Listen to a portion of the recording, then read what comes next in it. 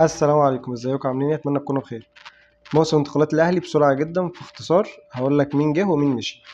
اولا هنبدا بمركز حراسه المرمى. طبعا احنا عندنا شوبير والشناوي، مشي حمزه علاء، جه مكانه سيحه لاعب حرس الحدود اللي انتقل قبل كاس العالم للانديه. مشي عندنا علي معلول، جه مكانه محمد شكري في الباك ليفت. مشي عندنا خالد عبد الفتاح، ده كده كده ما كانش محسوب علينا واحد فقشطه يعني. مشي من عندنا رامي ربيعه، عوضنا ببيكهام. مشي من عندنا كريم الدبيس ويحيى عطية الله. طبعا انت عندك حاليا اتنين في الباك ليفت، كوكا ومحمد شكري.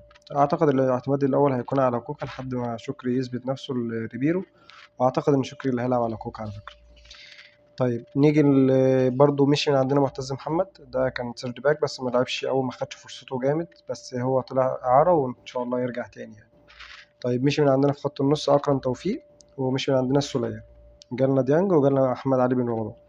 ومش طبعا كريم نيدفيد لسه ماشي لسه ماشي النهارده لسيراميكا كليوباترا.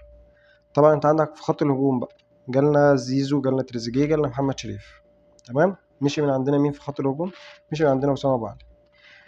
بشكل عام سوق الانتقالات كان كويس للنادي الاهلي باستثناء حاجه واحده. انت دلوقتي مشيت اسامه ابو علي، لازم تعوض بمهاجم.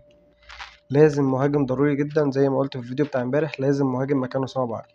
اسامه ابو علي طبعا كان بروفايل مرعب زي ما اتكلمنا عليه، واتكلمنا على قيمته الفنيه ان هو قيمته كبيره وسنه صغير ولكن خلاص الراجل جاله عرض وعايز يمشي، ربنا يوفقه، ما عندناش مشكلة. احنا عندنا مشكلة في الطريقة اللي كان هيمشي بيها ولكن برضو مش موضوعنا.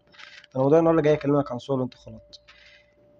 انت بشكل عام مشيت ناس في الفرقة حرفيا هم ما كانوش فايدينك بحاجة. واحد زي خالد عبد الفتاح ده ما كانش بيلعب، ما كانش ليه دور مؤثر خالص نهائيا يعني. كريم نيدفيد نفس القصة، مع انه كولر كان بيحبه، ولكن كريم نيدفيد برضه وجوده ما كانش اللي هو ايه يخليك تعتمد عليه، لا اساسي ولا احتياطي.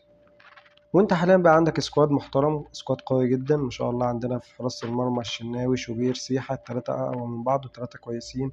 خط الدفاع انت عندك ياسر إبراهيم، وعندك بيكهام، وعندك مصطفى العش، وعندك محمد شكري، وعندك محمد هاني، وعمر كمال عبد الواحد، وكريم فؤاد. خط الدفاع كويس ومحترم، وكوكا طبعا. خط النص برضه انت عندك محمد علي بن رمضان، وعندك ديانج، وعندك مروان عطية، وعندك إمام عاشور ربنا يرجعه بالسلامة. برضه خط النص انت عندك كوكبة مليانة من أسامي تقيلة، برضه أسامي محترمة. خط الهجوم حدث ولا حرج، انت عندك زيزو، تريزيجيه، بن شرقي، جراديشار، محمد شريف لسه جاي. ولكن انا ملحوظتي عن سوق الانتقالات الحالي، انت طالما مشيت وسام وعندك سيولة دولارية محترمة، تجيب لنا لاعب في قيمة وسام. انا ما بقولكش زيه يا عم، هات حتى حد في نفس المستوى او اعلى منه شويه او اقل منه شويه، مفيش مشكله، بس حد يكون في مركز راس الحربه، لان المركز ده بجد احنا احتسنا فيه كتير، واعتقد ان مفيش